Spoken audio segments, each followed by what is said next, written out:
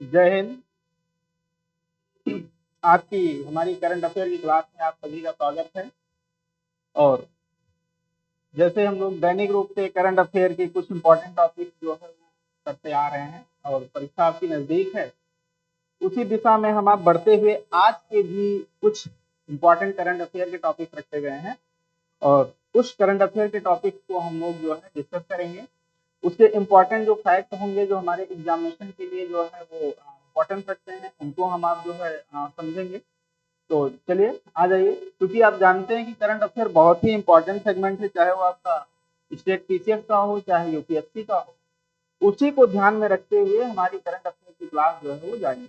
एक बात हम आपको बता दें कि बहुत सारे लोग समझते होंगे कि मैटर हिंदी में लिखा होता है। मैटर हिंदी में इसलिए लिखा होता है क्योंकि मैं हिंदी में अगर लिखा है तो उसको इंग्लिश में एक्सप्लेन कर लेता हूँ, वो टर्म क्या होता है उसके बारे में हम आप समझ लेते हैं। बस इसीलिए तो हिंदी और इंग्लिश में आपको समस्या नहीं होनी चाहिए, क्योंकि मैं जो हिंदी में टर्म होगा उसको मैं इंग्लिश में आराम से जो है आपको बता सकता हूँ। फिर भी चलिए हम लोग बढ़ते हैं। आज करंट अफेयर की क्लास में हम लोग देखते हैं रोज की तरह की क्या क्या टॉपिक आज की करंट अफेयर में हमारे लिए रखे गए हैं। चलिए, तो व्यवस्थित हो जाइए, तैयार हो जाइए। चलिए आ जाइए, देखा जाए कि आज के करंट अफेयर में क्या टॉपिक रखे गए हैं। तो देखिए, टॉपिक्स जो है आपके सामने हैं और उन टॉपिक्स में अगर हम आप देखें तो टॉपिक कौन कौन से हैं। सबसे पहले आप देखिए, आपके सामने है माउंट एवरेस्ट व कंचनजंगा के लिए चढ़ाई अभियान। एक अभी ये आपका न्यूज में था, ये भारत सरकार के द्वारा जो है ये आपका जो है एक नोटिफिकेशन था और जिसमें ये बात बताई गई थी कि रक्षा मंत्री जो कि राजनाथ सिंह जी हैं, उन्होंने अभी जल्दी में ही रिसेंटली ये एक अभियान भेजा है, जो कि कहां पर जो है ये अभियान भेजा है, तो एवरेस्ट और कंचनजंगा पर चढ़ाई के लिए। तो हम आप इसको डिस्कस करेंगे, इसके इंपॉर्टेंट फैक्ट देखेंगे। मतलब ये है mount Everest and Kanchenjunga climbing expedition वैश्विक जुड़ाव योजना। याद रखिए, ये भारत की एक खासकर वो ऐसी योजना है जो आपकी ये बात करती है कि जो भारत का जो है आईआर है, दैट इज इंटरनेशनल रिलेशन है, उस इंटरनेशनल रिलेशन को मेंटेन करने के लिए जो है इसको जो है वो लाया गया है, जिसे हम आप कहते हैं ग्लोबल इंगेजमेंट योजना, मतलब पॉलिसी या स्कीम के नाम से जो है वो जाना जाता है। आई बात समझ में? तो हम लोग इस टॉपिक को जो है देखेंगे। ठीक, आगे बढ़ते हैं। नेक्स्ट टॉपिक आपका ये रखा गया है भारत थाईलैंड के बीच जो समझौता हुआ है। अभी हम आप जानते हैं कि सिक्स जो है आपका बिम्स्टेक हुआ है थाईलैंड में, बैंकॉक में, जिसमें हमारे देश के प्रधानमंत्री और थाईलैंड की जो है आपकी प्रधानमंत्री, उनके बीच में जो है ये एक समझौता हुआ है। तो हम आप इस समझौते का अध्ययन करेंगे कि इस समझौते में कितने समझौते हुए, किन किन सेक्टर और किन किन क्षेत्रों में यह समझौता किया गया है। नेक्स्ट टॉपिक आप देखिए, आपके लिए है जल संसाधन गणना एप्लीकेशन व portal, water resource census application and portal. Important है, ये बहुत ही इंपॉर्टेंट टॉपिक्स रखे गए हैं। आपको हम आप बता दें कि आपको लगता होगा कि करंट अफेयर में ये सारी चीजें लिखी हैं, लेकिन हम आपको उतने ही वही पॉइंट हम आपके सामने रखते हैं जिस तरीके से पेपर में क्वेश्चन पूछा जाता है, छान करके निकाल करके न्यूज़पेपर से गवर्नमेंट के पोर्टल पे जाकर के, एप्लीकेशन पे जाकर के, पीआईबी से सब निकाल करके ये रखा जाता है। दूसरा इंपॉर्टेंट पॉइंट यहाँ पर आप देखेंगे तो एक फेस्टिवल है जिसका नाम है रोंगली बिहू। ये अभी जो है चूंकि चर्चा में इसलिए है क्योंकि रोंगली बिहू जो है ये स्टार्ट होने को है, इसलिए हम आप ये आर्ट एंड कल्चर के पॉइंट ऑफ व्यू से इसका अध्ययन करेंगे। तो सभी लोग जो है वो आप समझ गए होंगे कि आज के हमारे करंट अफेयर में ये टॉपिक रखे जाएंगे। एक बात हम आपको और बता दें, करंट अफेयर के जब क्वेश्चन पेपर्स में आते हैं तो हमें ये लगता है कि अरे ये कहाँ लिखा हुआ था, क्योंकि जो हमने करंट अफेयर पढ़ा था, जो मुझे मैगजीन बताई गई थी, जो मैगजीन हमने पढ़ा था जो है कलरफुल अच्छी सजावट वाली, उसमें से तो मुझे कोई क्वेश्चन ही नहीं मिला। कारण वही है क्योंकि क्वेश्चन वहां से बनते हैं, करंट अफेयर के क्वेश्चन भी कोई बहुत ज्यादा जो है स्पेसिफिकल नहीं बनते हैं। क्वेश्चन वही बनते हैं जो जनरली हम आप सुन रहे होते हैं, लेकिन अब मायने ये रखता है कि हम आप सुन किससे रहे होते हैं।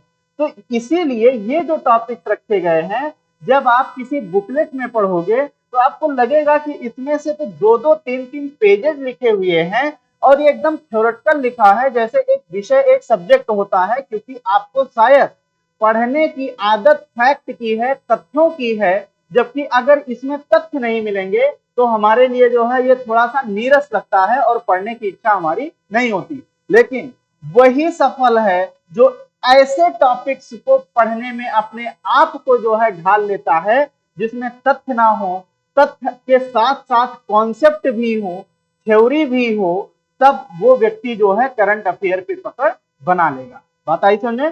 तो ये आपके टॉपिक सामने रखे गए हैं और ये मान के चलिए आज के टॉपिक से आपको मिनिमम एक क्वेश्चन तो मिलना तय है आने वाले एग्जाम में, इसलिए आपको बहुत केयरफुल होकर के इसको पढ़ना है। चलिए सभी लोग तैयार हैं, हम लोग देखते हैं कि करंट अफेयर का जो फर्स्ट टॉपिक माउंट एवरेस्ट का है उसके विषय में जो है यहाँ पर क्या लिखा हुआ है, चलिए समझते हैं। तो आ जाइए माउंट, अब हमारा जो टॉपिक है, की पॉइंट है, वो माउंट एवरेस्ट और कंचनजंगा ही है। अब चढ़ाई होगी, कौन चढ़ेगा, कैसे वहां पहुंचेंगे, कौन कौन जो है उस दल में शामिल है, ये तो बात की बात है। अगर हम आप देखें तो माउंट एवरेस्ट और कंचनजंगा की अगर बात की जाए, समझिएगा, अगर हम आप देखें यहां पर हम आपको समझाने की, क्योंकि ये ज्योग्राफी का ही सेक्शन समझिए, अगर हम आप भारत की बात करें और भारत में जो है जो माउंटेन है अगर उसकी बात करें, खासकर कौन सा, हिमालयन माउंटेन की अगर हम आप बात करेंगे तो हमें आपको कुछ ये मिलेगा। हिमालय की हम आप लोकेशन देखेंगे,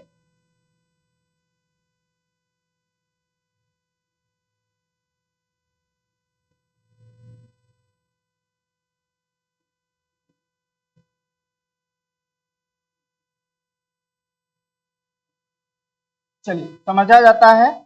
यहां से आप देखेंगे तो ये है हिमालयन रेंज, समझिएगा, ये है आपका हिमालयन रेंज, और अगर ये है आपका हिमालयन रेंज, ये आपका हिमालय है, और ये हिमालय अगर है तो यहां पर जब आप देखेंगे तो इस पोजीशन पे यहां पर आपको, यहां पे आप समझिए, यहां पर आपको दिखेगा बेसिकली कंचनजंगा। अगर हम ये मान लें कि ये पार्ट आपके भारत का, ये पार्ट आपके भारत का सिक्किम का रीजन हो जाए, तो यहां पर आप देखेंगे ये जो आप यहां देखेंगे पीक पॉइंट, इसी का नाम होगा कंचनजंगा। ध्यान दीजिएगा, उसी का नाम क्या होगा, तो उसी का नाम होगा कंचनजंगा।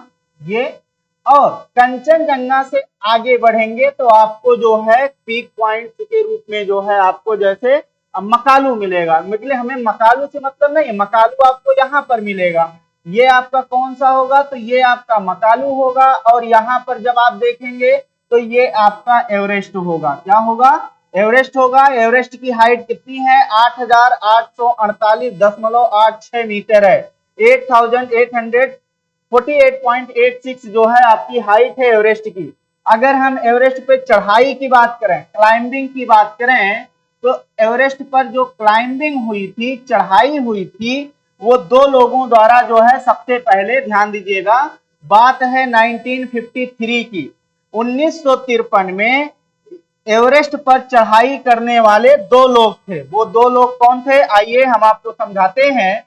एक थे जिनका नाम था एडमंड हिलेरी, क्या नाम था, एडमंड हिलेरी, ये पहले व्यक्ति के रूप में, और दूसरे थे शेरपा तेंजिंग, क्या नाम था, तो उनका नाम था शेरपा तेंजिंग। ये दो व्यक्ति थे जो 1953 में 1943 में एवरेस्ट पर चढ़ाई की थी। ध्यान में रखिए, वो दो व्यक्ति एवरेस्ट पर चढ़ाई करने वाला जो दो व्यक्ति थे, वो एक थे एडमंड हिलेरी और दूसरे थे शेरपा तेंजिंग। याद रखिए, यही प्रथम भारतीय भी थे, यही प्रथम भारतीय भी माने जाते हैं, क्योंकि जब ये चढ़ाई के, शेरपा तेंजिंग मूल रूप से तो रहने वाले नेपाल के थे, इनका जो ओरिजिन था वो नेपाली ओरिजिन था, लेकिन 1947 में ये नेपाल से होते हुए, सिक्किम वाले बॉर्डर से होते हुए भारत में आकर के बस गए, और जब भारत में बस गए तो 1947 के बाद इनको भारत की नागरिकता मिल गई, और 1953 में जब इन्होंने चढ़ाई किया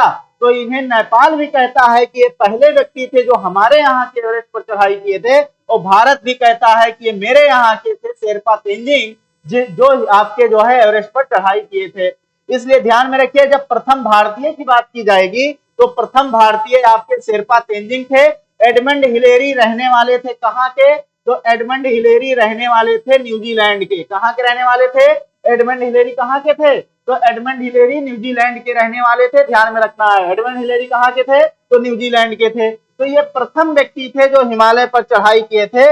नेक्स्ट पॉइंट हम आपको अगर इसी में बताएं, अगर प्रथम महिला की बात किया जाए, एवरेस्ट पर चढ़ाई करने वाली प्रथम महिला जो थी उनका नाम था जुंको। जो प्रथम महिला थी उनका क्या नाम था? तो उनका नाम था जुंको ताबेई। क्या नाम था? जुंको ताबेई प्रथम महिला थी। जुंको ताबेई पहली महिला थी, पर्वतारोही थी जो एवरेस्ट पर चढ़ाई की थी। ध्यान रखिए, ये पहली महिला थी जिन्होंने एवरेस्ट पर चढ़ाई किया। और कब किया था? तो 16 मई 1975 में, 16 मई 1975 को पहली बार कोई महिला एवरेस्ट के पीक पॉइंट पर पहुंची थी, जो कि वर्ल्ड का हाईएस्ट पीक माना जाता है। तो ध्यान में रखिए, प्रथम महिला कौन चढ़ाई किया? Junko Tabei. जुंको ताबेई रहने वाली थी जापान की। ध्यान में रखिए, कहाँ की थी? तो ये जापान की रहने वाली थी। इंपॉर्टेंट फैक्ट है। अगर हम भारतीय महिला की बात करें, प्रथम भारतीय महिला, तो प्रथम भारतीय महिला जो थी उन्हीं का जो है नाम था बछेंद्री पाल। ध्यान में रखिए, प्रथम भारतीय महिला कौन थी जो चढ़ाई की थी? बछेंद्री पाल थी, जो कि 1984 में चढ़ाई किया था। ये प्रथम भारतीय महिला थी जिन्होंने एवरेस्ट पर चढ़ाई किया, और वो पहली महिला 1984 में आपके एवरेस्ट पर जो है क्लाइंबिंग किया था। तो याद रखिए, एवरेस्ट पर जो क्लाइंबिंग करने वाले लोग थे, ये हमने आपको फैक्ट एजा जो है स्टैटिक जीके बताया। अब बात यहाँ है, अभी भारत सरकार ने अपना एक दल भेजा है जो कि एवरेस्ट पर चढ़ाई करेगा और कंचनजंगा पर। तो इंपॉर्टेंट है कि वो हिमालय की 2 पीक पॉइंट कौन सी हैं जिन पर भारतीय दल जो है वो चढ़ाई करेगा। मई 2025 तक का टारगेट है कि मई 2025 में ये जो है आपके पर्वतारोही या जो ये ग्रुप जा रहा है, दल जा रहा है, ये आपका जो है एवरेस्ट और कंचनजंगा को फतेह करेगा। तो यही न्यूज में रहा है, क्योंकि न्यूज में इसलिए रहा है क्योंकि भारत सरकार ने इनको रिकमेंड किया हुआ है।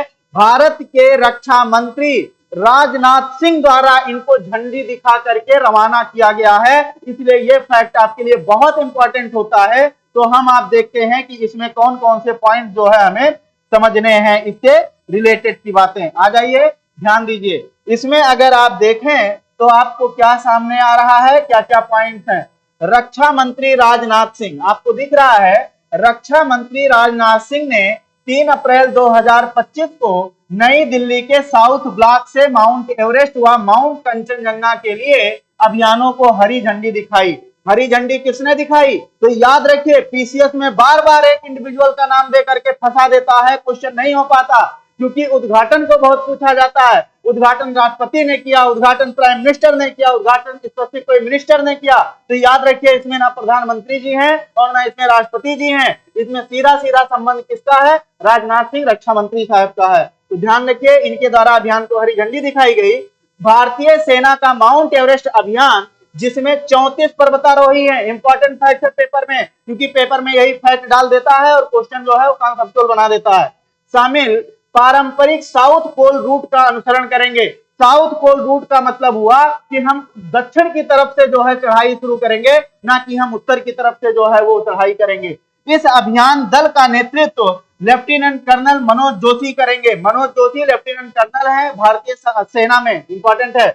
माउंट कंचनजंगा अभियान में भारत नेपाल संयुक्त दल जाएगा। भारत नेपाल दोनों का संयुक्त दल जाएगा, ग्रुप जाएगा, जिसमें 12 भारतीय व 6 नेपाली सेना के पर्वतारोही शामिल होंगे। इसमें टोटल कितने जो है वो होंगे इस ग्रुप में? तो 18 लोग होंगे, जिसमें 12 इंडियन जो है आर्मी के लोग होंगे और 6 आपके कौन किस आर्मी होंगे? नेपाल की आर्मी के। इसका नेतृत्व भारतीय सेना के कर्नल सरफराज सिंह करेंगे। इंपॉर्टेंट है, नेतृत्व कौन करेगा इस ग्रुप का? सरफराज सिंह करेंगे। इसमें एक संयुक्त एनसीसी अभियान भी एवरेस्ट पर जाएगा, जिसका नेतृत्व कर्नल अमित बिष्ट करेंगे। याद रखिए, इसमें जो है एक और जो है ग्रुप भेजा जा रहा है, जिसका नेतृत्व जो है वो कौन कर रहे हैं, कर्नल अमित बिष्ट कर रहे हैं। और वो संयुक्त अभियान इसके साथ जुड़ के जा रहा है, जो कि एनसीसी मतलब कि जो नेशनल कैडेट कोर के जो है लोग हैं, उसमें से कुछ लोगों को सिलेक्ट किया गया है, जो इस 34 लोगों में शामिल किया जाएगा। टोटल कितने लोग जा रहे हैं, 34 लोग जा रहे हैं, जिसमें से आपके एनसीसी का भी ग्रुप जा रहा है। कहां पे, कंचनजंगा पर जो है वो चढ़ाई करने के लिए। तो याद रखिए, हाल में दो पीक पॉइंट, एक कंचनजंगा और एक आपकी एवरेस्ट है। कंचनजंगा की अगर आप बात करेंगे तो कंचनजंगा की हाइट कितनी है, 8,598 मीटर है। याद रखिए 8598 मीटर आपकी हाइट है किसकी, कंचनजंगा की।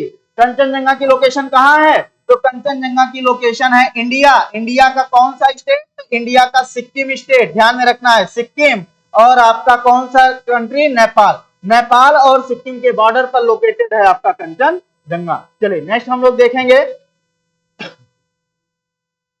अब जरा ध्यान दीजिए, वो तो हमने आपको बताया, एक खबर आपके सामने रख दी है कि भारतीय दल भेजा गया है कंचनजंगा और एवरेस्ट पर, जिसमें 34 जो है वो उस दल में 34 सदस्य शामिल हैं। और वो संयुक्त रूप से कंचनजंगा पे, एवरेस्ट पे तो इंडियन जा रहे हैं, और संयुक्त रूप से जा रहे हैं नेपाल और भारत के लोग मिलकर के। कहां पे, तो जा रहे हैं कंचनजंगा पे। इंपॉर्टेंट पॉइंट है, ये ध्यान में रखिएगा। अब आप देखिए, आपके सामने एक जो है ये करंट का छोटा सा टॉपिक आया हुआ है, क्योंकि पीसीएस में ऐसा क्वेश्चन बार बार पूछा जाता है। ऐसा क्वेश्चन पीसीएस जैसे एग्जाम में बार बार पूछा जाता है, तो ये ध्यान में रखना है।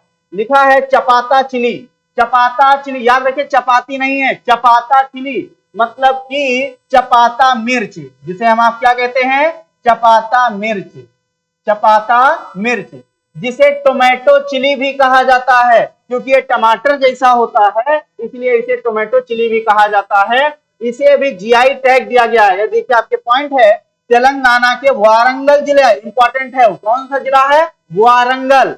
तेलंगाना के वारंगल जिले की चपाता चिली को जीआई टैग दिया गया है। क्या दिया गया है, जीआई टैग दिया गया है। वो भी किसको, चपाता चिली। चपाता चिली का संबंध किससे है, तेलंगाना से है। तेलंगाना जो है कौन से डिस्ट्रिक्ट से है, तो वारंगल जिले से है इसका संबंध। अगला देखिए, इस मिर्च को टमाटर मिर्च कहते हैं। देखिए हमने मेंशन किया यहाँ पे, देखिए टमाटो चिली भी था, टमाटर मिर्च कहते हैं क्योंकि इसका रंग चमकीली लाल होता है और आकार टमाटर जैसा गोल होता है। इसका आकार कैसा होता है, टमाटर जैसा क्या होता है, तो गोल होता है और लाल होता है टमाटर जैसा चमकता हुआ, इसीलिए इसे जो है टोमेटो चिली कहा जाता है। अब आप ध्यान दीजिए, यहां पर आपको एक लाइन दिखा है जिसे कहा गया है GI tag.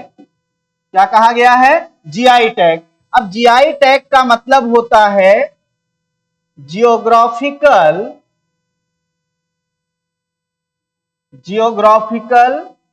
Indication. Geographical indication tag, ये इसका पूरा नाम है। जीआई टैग का नाम ये होता है। ये क्या होता है कि किसी भी गुड्स को, किसी भी वस्तु को उसकी जियोग्राफिकल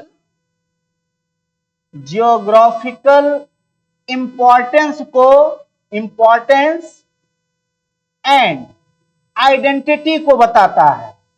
ध्यान रखिएगा, ये दो चीजों को इंपॉर्टेंट यहां अंडरलाइन हमने किया है कि एक तो ये जियोग्राफिकल इंपॉर्टेंस, दैट इज ये क्या बताता है, भौतिक महत्व को बताता है। क्या बताता है, तो ये भौतिक महत्व को बताता है। और आइडेंटिटी मतलब कि उसकी पहचान को बताता है। किसी क्षेत्र में कोई गुड्स जिसको जीआई टैग दे दिया जाता है, तो वो उस विशेष क्षेत्र का क्या करता है, उस विशेष क्षेत्र में वो उसके भौगोलिक महत्व को और उसकी पहचान को क्या करता है, तो उसके पहचान को कहीं ना कहीं आइडेंटिफाई करता है, डिफाइंड करता है, परिभाषित करता है, इसलिए जीआई टैग दिया जाता है। अब ध्यान दीजिए, जीआई टैग का हम इतिहास आपको बता दें, जो कि इंपॉर्टेंट पॉइंट होगा। अभी हमने कहा कि हम लोग देख रहे हैं जीआई टैग मतलब कि जियोग्राफिकल जीआई टैग की हम लोग बात करें तो हमने आपको बता दिया है, जिसे हम लोग कहते हैं क्या, जियोग्राफिकल इंडिकेशन टैग। आ जाइए समझा जाए। जीआई टैग, याद रखिए हमारे यहाँ जीआई टैग देने के लिए एक्ट बना था, एक्ट बना था। उस एक्ट का नाम था, ध्यान देना है, geographical indications, geographical indications bracket में आपका प्रोटेक्शन एक्ट 1999। इसके लिए जो एक्ट बना, जियोग्राफिकल इंडिकेशन प्रोटेक्शन एक्ट 1999, इसी के तहत जीआई टैग दिया जाता है। इंपॉर्टेंट पॉइंट है कि जीआई टैग का जो एक्ट बना था वो 1999 में बना था। जीआई टैग अधिनियम मतलब कि भौगोलिक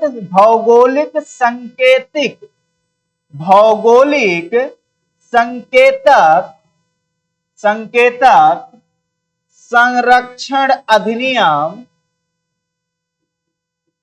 1999, ये अधिनियम बना था GI tag protection act 1999।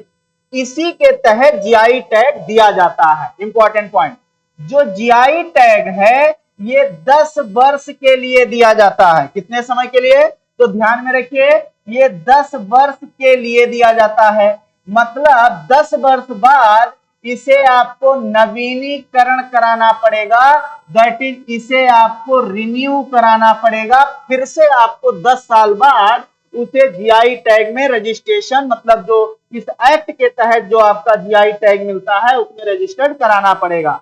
GI tag का जो ऑफिस है, खासकर जो एडमिनिस्ट्रेटिव एंड फंक्शनल ऑफिस, ये ऑफिस इसका चेन्नई में है। ध्यान में रखिए कहां पर है? तो जीआई टैग का जो ऑफिस है वो आपका चेन्नई में है और इसका जो रीजनल ऑफिस है वो अलग अलग जो है स्टेट में है। तो ध्यान में रखिएगा, चेन्नई में इसका ऑफिस है। जीआई टैग कितने वर्ष के लिए एक बार में होता है? तो 10 इयर्स के लिए होता है और 10 साल बाद आफ्टर 10 इयर्स इसको फिर से क्या कराना पड़ता है? रिन्यू कराना पड़ता है। इंपॉर्टेंट फैक्ट है, ये ध्यान में रखिएगा। इसको क्या कराना पड़ेगा? इसे रिन्यू कराना पड़ेगा आफ्टर 10 इयर्स, मतलब 10 साल बाद उसे रिन्यू कराना पड़ेगा। तो अगला पॉइंट, ये एक्ट तो बन गया। एक्ट बनने के बाद ध्यान में रखिएगा, ये जो एक्ट आपका बना इसे इंप्लीमेंट, मतलब जो अधिनियम बना, जीआई टैग अधिनियम, जीआई टैग अधिनियम बोला जाएगा एक्ट 1999। ठीक, इसे इंप्लीमेंट किया गया। इसे लागू कब किया गया? ध्यान से समझिएगा, इसे लागू किया गया, इंप्लीमेंट किया गया। इसे इंप्लीमेंट किया गया था 15 सितंबर 15 सितंबर 2003 को। ध्यान में रखिएगा, इसे इंप्लीमेंट कब किया गया? तो इंप्लीमेंट किया गया था 15 सितंबर 2003 को। इंपॉर्टेंट फैक्ट है, जीआई टैग जो एक्ट बना था 1999 में, उसे इंप्लीमेंट किया गया 15 सितंबर 2003 में। और इस अधिनियम के तहत पहला जीआई टैग जिस प्रोडक्ट को दिया गया, पहला जीआई टैग, वो पहला जीआई टैग दिया गया था दार्जिलिंग चाय को। किसको दिया गया? तो दार्जिलिंग चाय को पहला जीआई टैग दिया गया, वो भी 2004 में। याद रखिए, 2004 में जीआई टैग एक्ट 1999 के तहत जब ये 15 सितंबर 2003 को लागू किया गया, तो जीआई टैग जो है पहले किस प्रोडक्ट को दिया गया? तो वो प्रोडक्ट आपका कौन सा था? दार्जिलिंग चाय था। और दार्जिलिंग चाय आपका ये कौन से स्टेट से रिलेटेड है? तो ये रिलेटेड है वेस्ट बंगाल से। ये कहां से रिलेटेड है? तो ये पश्चिम बंगाल का जो है एक जीआई टैग जो है वो दिया गया था। इंपॉर्टेंट फैक्ट हम आपको बता दें, जो यूपी का पहला जीआई टैग दिया गया था, यूपी का पहला जीआई टैग था बनारसी साड़ी। ध्यान में रखिएगा, ये इंपॉर्टेंट फैक्ट है, यूपी का सबसे पहले जो जीआई टैग पाने वाला जो आपका कमोडिटी या गुड्स थी वो बनारसी साड़ी थी। जो पहला जो है जीआई टैग था उत्तर प्रदेश का, और आज की डेट में उत्तर प्रदेश सर्वाधिक जीआई टैग वाला जो है आपका क्या है स्टेट है। वर्तमान में लगभग 89 जीआई टैग के साथ पहले पोजीशन पर ये लोकेटेड है। भारत में लगभग 600 जीआई टैग मतलब कि जियोग्राफिकल इंडिकेशन टैग जो है वो गुड्स और कमोडिटी को दिया जा चुका है। तो इससे रिलेटेड पॉइंट जो थे वो हमने आपके सामने रखे हैं। आप इस पॉइंट्स को जरूर समझे होंगे, ये सारी बातें हमने आपके सामने रखे और इसी चीज को हमें समझना था। तो याद रखिए, चपाता चिली कौन से जो है राज्य की आपकी एक जीआई टैग प्रोडक्ट है, तो ये आपके तेलंगाना का है। तेलंगाना के किस जिले का है, तो वारंगल जिले में इसका प्रोडक्शन बहुत होता है।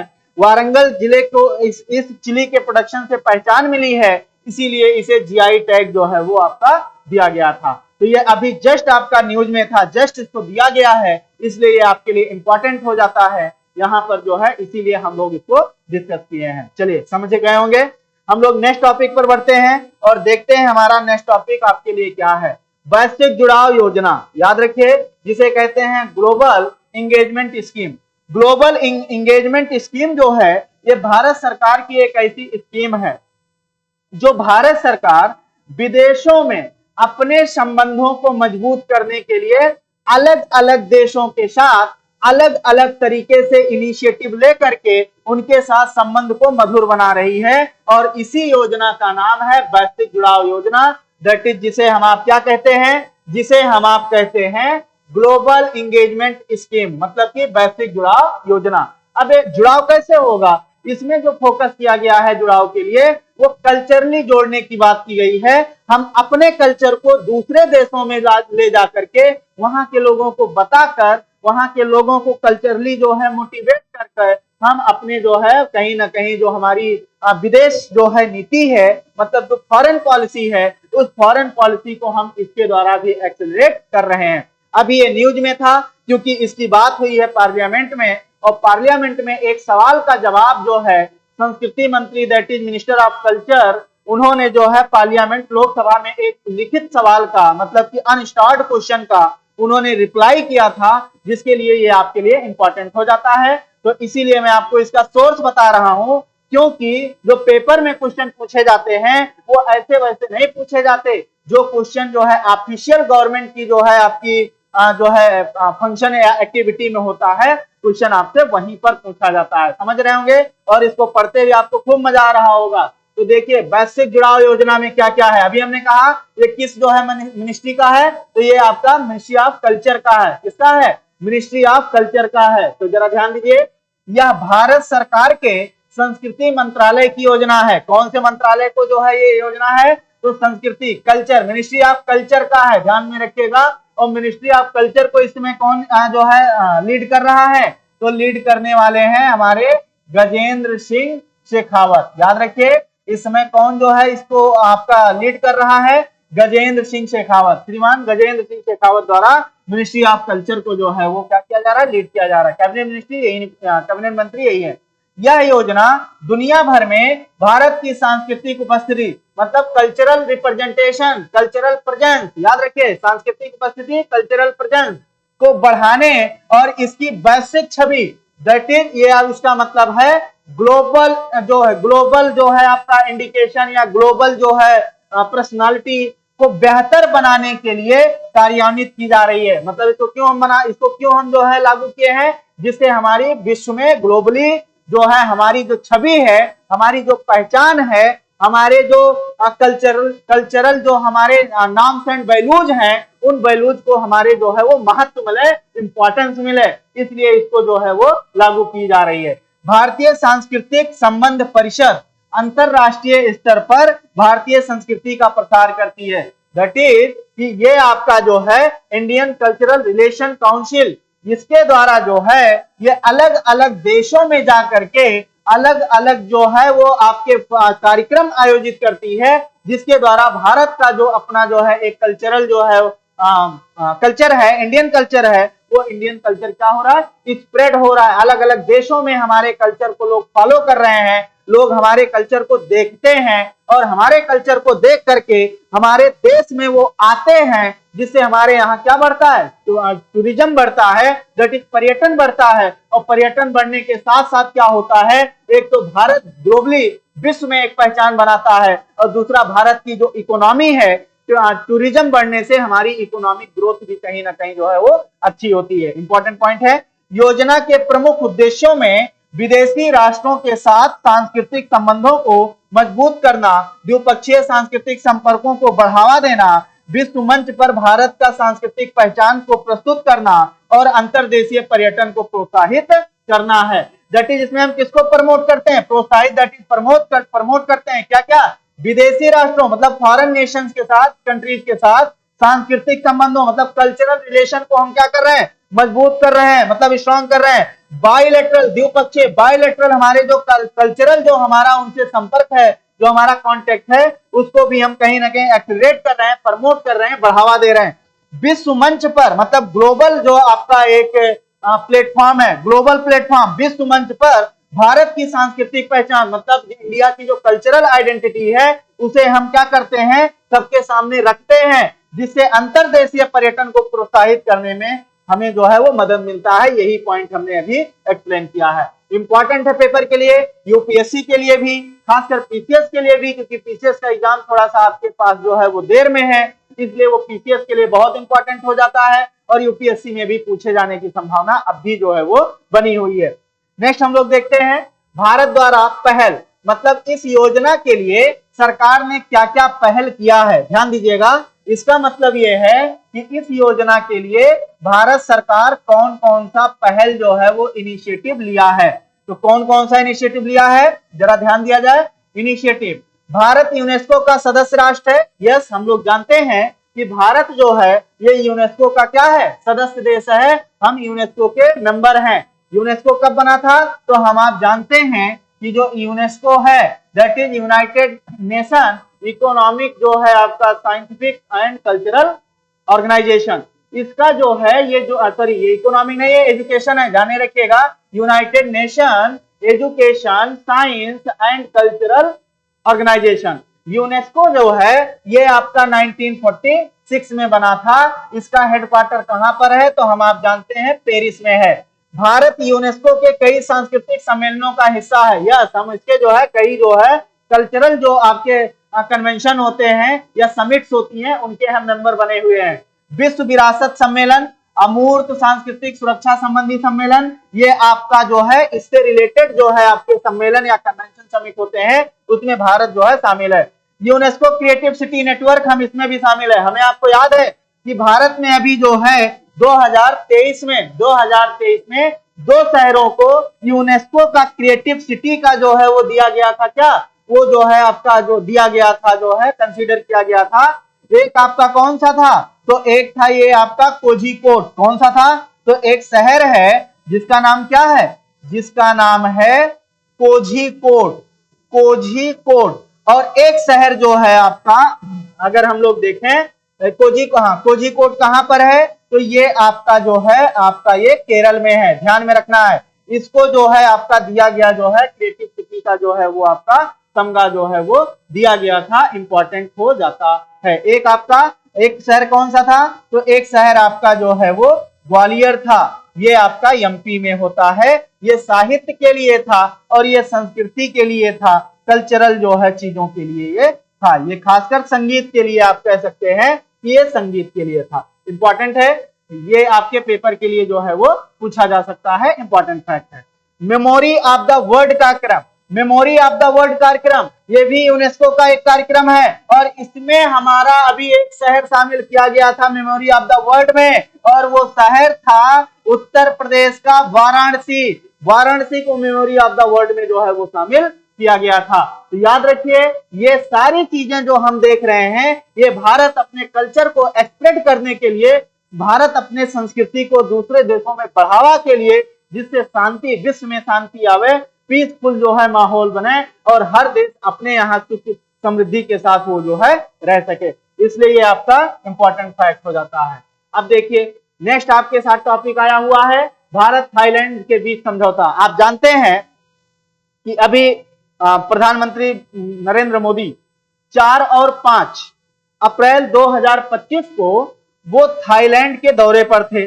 थाईलैंड के दौरे पर थे जहां पर बिम्स्टेक का जो है वो क्या हो रहा था, समिट हो रहा था। बिम्स्टेक मतलब हम आप जानते हैं बे ऑफ बंगाल इनिशिएटिव फॉर, है ना, मल्टी सेक्टोरल, मल्टी जो है बिम्स्टेक की अगर हम आप बात करें बिम्स्टेक तो ये है मतलब कि Bay of Bengal initiative for multi sectoral technical economic cooperation. ठीक है, इसका अभी क्या हुआ है, अभी इसका जो है समिट हुआ है। इसी समिट में प्रधानमंत्री जी शामिल हुए थे, तो उन्होंने उस समिट में तो वो शामिल हुए और उसी के साथ उन्होंने थाईलैंड की प्रधानमंत्री शिनावात्रा जी के साथ मिलकर के भारत सरकार ने कुछ क्षेत्रों में मिल करके जो है समझौता किया है एक दूसरे के साथ जो है मिलजुल कर काम करने के लिए। तो सवाल यही पेपर के लिए खासकर ये बहुत ही इंपॉर्टेंट क्वेश्चन होगा खासकर पीसीएस के लिए। तो इसमें यह है कि आखिर ये जो समझौता एग्रीमेंट हुआ है, ये एग्रीमेंट कितने सब्जेक्ट्स पर हुआ है, कितने विषयों में हुआ है और इस समझौते से दोनों देशों को क्या फायदा होगा, यही आपके लिए इंपॉर्टेंट होता है। तो नेक्स्ट आप देखिए, इसमें हस्ताक्षर भारत के प्रधानमंत्री नरेंद्र मोदी व थाईलैंड के, भारत के प्रधानमंत्री नरेंद्र मोदी थाईलैंड के 2 दिवसीय दौरे के दौरान दोनों देशों के बीच 6 समझौते किए गए हैं। एक तो आप जानते हैं भारत के प्रधानमंत्री नरेंद्र मोदी और थाईलैंड की जो प्रधानमंत्री हैं सिनावात्रा जी, सिनावात्रा जी थाईलैंड के प्रधानमंत्री, उनके बीच ये समझौता किया गया है जो कि इंपॉर्टेंट है। इसमें जो है ये अभी आप देखिए समझाया है, 6वें बिम्स्टेक शिखर सम्मेलन में प्रधानमंत्री जी हिस्सा लिए थे। अब हम आप देखेंगे कि कितने जो है विषयों या कितने जो है समझौते हुए। तो याद रखिएगा 6 समझौतों पर हस्ताक्षर हुआ है, इंपॉर्टेंट फैक्ट है ये। कितने समझौतों पर, 6 समझौतों पर जो है वो आपका हस्ताक्षर किया गया है। तो दोनों देशों के बीच 6 विषयों पर हस्ताक्षर हुए। अब कौन कौन से विषय, सूचना प्रौद्योगिकी व डिजिटल प्रौद्योगिकी क्षेत्र में, मतलब कि information technology and digital technology में जो है हुआ है, मतलब दोनों देश एक दूसरे के साथ मिलकर के सूचना प्रौद्योगिकी मतलब कि जो है आपका इंफॉर्मेशन टेक्नोलॉजी को लेकर के जो है वो काम करेंगे, आपस में मिल करके एक साथ जो है। अब देखिए भारत के इलेक्ट्रॉनिक और सूचना प्रौद्योगिकी मंत्रालय के बीच सहयोग बढ़ाने हेतु समझौता हुआ है दोनों देशों के बीच। हम आप जानते हैं भारत अब अपने पड़ोसियों के साथ, भारत अब अपने अलग अलग मित्र देशों के साथ अपना जो खासकर डिजिटलाइज जो हमारा मोड है, हम अलग अलग देशों में अब उसको इंप्लीमेंट कर रहे हैं। जैसे यूपीआई आप देखिए तो भारत यूपीआई कई दूसरे देशों में अपने यहाँ का यूपीआई वो अलग अलग देशों में जो है वो लागू कर दिया है।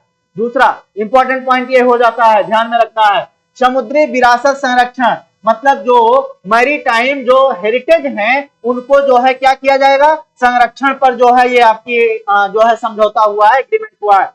गुजरात के लोथल राष्ट्रीय समुद्री विरासत परिषद, याद रखिए भारत का पहला है, इंपॉर्टेंट है, भारत का पहला राष्ट्रीय समुद्री विरासत परिषद कौन सा है, लोथल, वही लोथल जिसकी बात होती है इंडस वैली सिविलाइजेशन में, ये वही लोथल है, ये वही लोथल है जो उस समय एक जो है आपका ऐसा प्लेस या ऐसा सिटी, एक ऐसी जगह थी इंडस वैली सिविलाइजेशन में जो वहां का एक डकयार्ड था या एक जो है क्या काम करता था, एक सीपोर्ट के रूप में काम करता था। तो लोथल को भारत ने लोथल राष्ट्रीय समुद्री विरासत परिषद घोषित कर रखा है। इसके विकास के लिए भारत के सागरमाला प्रभाग व थाईलैंड के संस्कृति मंत्रालय के बीच समझौता हुआ है कि इसको कैसे ज्यादा से ज्यादा डेवलप किया जाएगा, अच्छा बनाया जाएगा।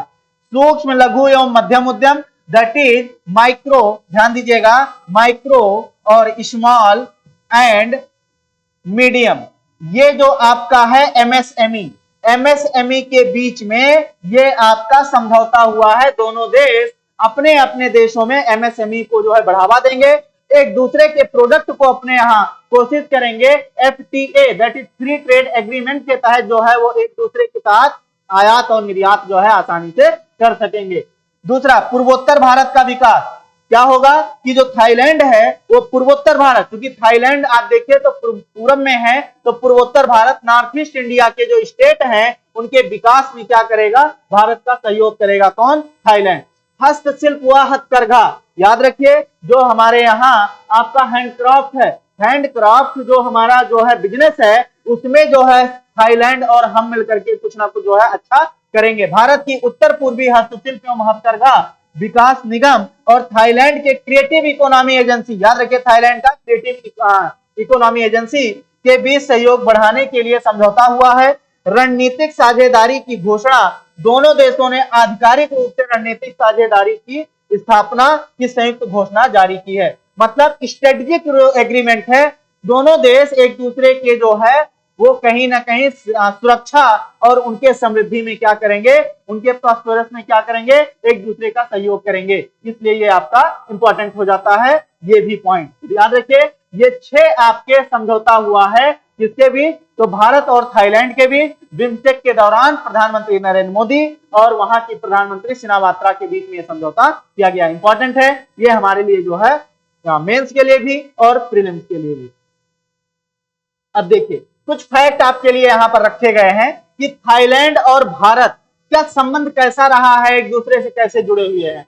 भारत थाईलैंड के बीच राजनीतिक, याद रखिए ये आपका राजनयिक है, ये आपका राजनयिक संबंध, मतलब कि जो आपका एक जो है क्या कहा जाएगा, राजनयिक संबंध को अगर हम लोग देखें तो ये आपका हो जाएगा स्ट्रेटेजिक जो रिलेशन है, संबंध 1947 में स्थापित हुए थे। मतलब भारत और थाईलैंड एक दूसरे के साथ जो है अपना जो वैदेशिक संबंध था, फॉरेन जो पॉलिसी और फॉरेन रिलेशन, वो 1947 में स्थापित किए। 2022 में दोनों देशों ने 75वीं वर्षगांठ एक साथ मनाई थी। ध्यान में रखिए 2022 में 75वीं वर्षगांठ एक साथ मनाई थी। क्यों? क्योंकि दोनों देश 1947 में अपने आप को जो है एक दूसरे के साथ जुड़े हुए थे, उसमें जो है 75 साल हुआ था। 2012 में रक्षा सहयोग समझौता पर ज्ञापन पर हस्ताक्षर हुए थे। याद रखिए 2011 में डिफेंस कॉर्पोरेशन पर क्या हुआ था, एग्रीमेंट हुआ था।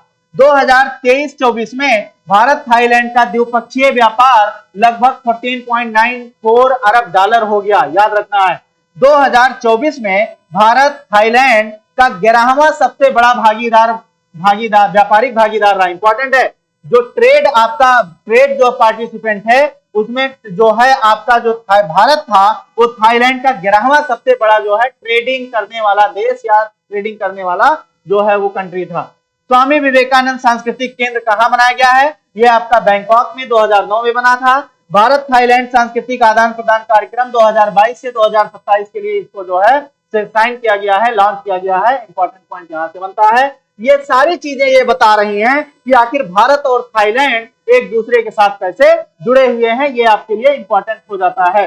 नेक्स्ट हम देखेंगे जल संसाधन गणना एप्लीकेशन। याद रखिए अभी भारत सरकार का जो आपका जल शक्ति मंत्रालय है उसके द्वारा जो जल संसाधन है, अलग अलग जगह पे जो आपका तालाब है, पॉन्ड्स हैं या पोखर हैं, उन सबकी गणना होगी और उसके लिए एप्लीकेशन और पोर्टल जो है वो जारी किया गया है।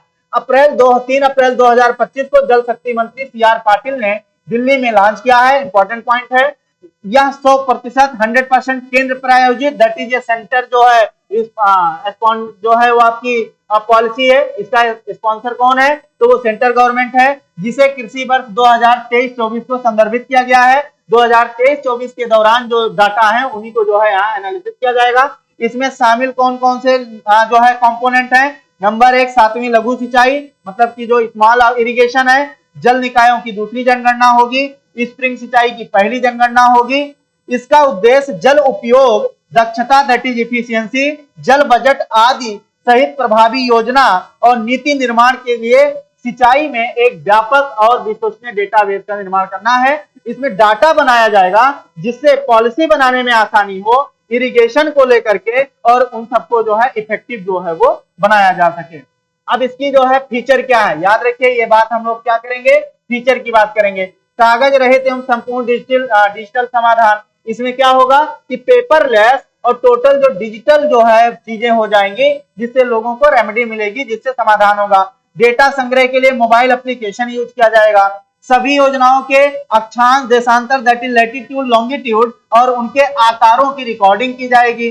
जनगणना की रूपरेखा तैयार करने के लिए आपका जो है ये एलजीडी कोड का उपयोग जो है वो किया जाएगा। ये आपके लिए इंपॉर्टेंट पॉइंट यहाँ पर हो जाते हैं। चलिए नेक्स्ट पॉइंट हम लोग देखेंगे, रोंगली बिहू उत्सव। इंपॉर्टेंट है ये, अभी जल्दी में ही जो है ये शुरुआत होने वाला है। ये रोंगली बिहू उत्सव जो है, क्योंकि बिहू लगा है, ये आसाम का है। आसाम का है। आसाम में जब असमिया न्यू वर्ष स्टार्ट होता है, नया वर्ष, तो इसको जो है क्या किया जाता है, तो ये जो है आपका उत्सव मनाया जाता है। यह उत्सव आसाम में मनाया जाता है। असमिया नववर्ष की शुरुआत और बसंत के आगमन का प्रतीक माना जाता है। इस वर्ष यह त्योहार 14 से 20 फरवरी तक मनाया जाएगा। यह त्योहार आदिवासी समुदायों द्वारा विशेष रूप से मनाया जाता है। यह एक सामाजिक सांस्कृतिक त्योहार है। दैट इज यह एक सोशल, कल्चरल एंड रिलीजियस जो है आपका फेस्टिवल है। तो ये रोंगली बिहू उत्सव कौन से राज्य से संबंधित है? तो इंपॉर्टेंट है, ये असम से संबंधित है। और असम में इसको इसलिए मनाया जाता है कि जब असम में वहां पर असमिया नया वर्ष शुरू होता है तो लोग वहां पर ये उत्सव मनाते हैं और अलग अलग तरीके का वहां पे कार्यक्रम होता है। अगर हम असम की बात कर लें, थोड़ा सा असम के पॉलिटिकल अगर हम आप बात करें तो असम की जो विधानसभा है, जो लेजिस्लेटिव असेंबली है, वहां पर सीटों की संख्या कितनी है? 126। असम की लेजिस्लेटिव असेंबली में कितनी सीट है? तो 126। वहां की जो लोकसभा है, लोकसभा में कितनी सीटें हैं? 14 है। कितनी सीटें हैं? 14 सीटें हैं। अगर हम राज्यसभा की बात करें, राज्यसभा में कितनी सीटें हैं? तो 7 सीटें हैं। याद रखिए, वहां पे डुअल हाउस नहीं है, वहां सिंगल हाउस है और केवल लेजिस्लेटिव असेंबली है, वहां पे काउंसिल नहीं है, इसलिए वहां पे काउंसिल की कोई बात नहीं होगी, केवल और केवल आपका जो है विधानसभा की बात होगी। और हम आप जानते हैं वहां के सीएम जो है हेमंता बिश्व शर्मा है। इंपॉर्टेंट है जो आपका, याद रखिए, जो असम है, असम नॉर्थ ईस्ट का वो स्टेट है, नॉर्थ ईस्ट का वह राज्य है जिसकी पॉपुलेशन सबसे ज्यादा है। याद रखिए, पॉपुलेशन के पॉइंट ऑफ व्यू से सबसे बड़ा जो राज्य है वो असम है। और अगर आप एरिया के अकॉर्डिंग देखोगे तो सबसे बड़ा राज्य आपका अरुणाचल प्रदेश है। ठीक है, चलिए इसी के साथ आपकी जो है ये करंट अफेयर की क्लास हम लोग जो है इतने क्वेश्चन जो है वो आपके डिस्कस कर लिए। तो आज की जो कुछ घटनाएं थी, जो कुछ आपके लिए इंपॉर्टेंट जो है कंटेंट थे, वो सारा का सारा हम लोग जो है वो क्या कर लिए, डिस्कस कर लिए। उम्मीद है कि आपको पूरा समझ में आया होगा और आप इसको अगर रिवाइज कर लोगे तो पेपर में यहीं से क्वेश्चन जो है वो आपके बनते हैं। बस पढ़ते रहिए, लगे रहिए, रिवीजन जरूर करिएगा, क्योंकि एक बार पढ़ लेने से कुछ होता नहीं है। रिवीजन करिए और जो हम आपको यहाँ फैक्ट बता रहे हैं, पेपर में ऐसे ही फैक्ट रखे जाते हैं, क्योंकि हमारी आदत फैक्ट वो ऐसे फैक्ट पढ़ने के होते हैं, डाटा पढ़ने का, जिसमें हम ऐसे टॉपिक नहीं पढ़ते। और जब पेपर में क्वेश्चन आता है तो लोगों को समझ में नहीं आता है कहां से आया था। फिर जब गूगल पे खोज करते हैं तब पता चलता है अच्छा ये फला महीने में फला दिन फला व्यक्ति बोला था, और फिर वहां हमें ऐसे सोच करके कुछ होता जो है वो नहीं है। चलिए, मेरी तरफ से सबको शुभकामनाएं और इसी के साथ सबका बहुत बहुत धन्यवाद। हम आप मिलते हैं फिर नेक्स्ट क्लास में करंट अफेयर की, और आगे फिर हम लोग आप जो है अच्छे टॉपिक्स या अच्छे जो है जो घटनाएं होंगी उनको जो है हम लोग डिस्कस करेंगे। चलिए, थैंक यू, जय हिंद।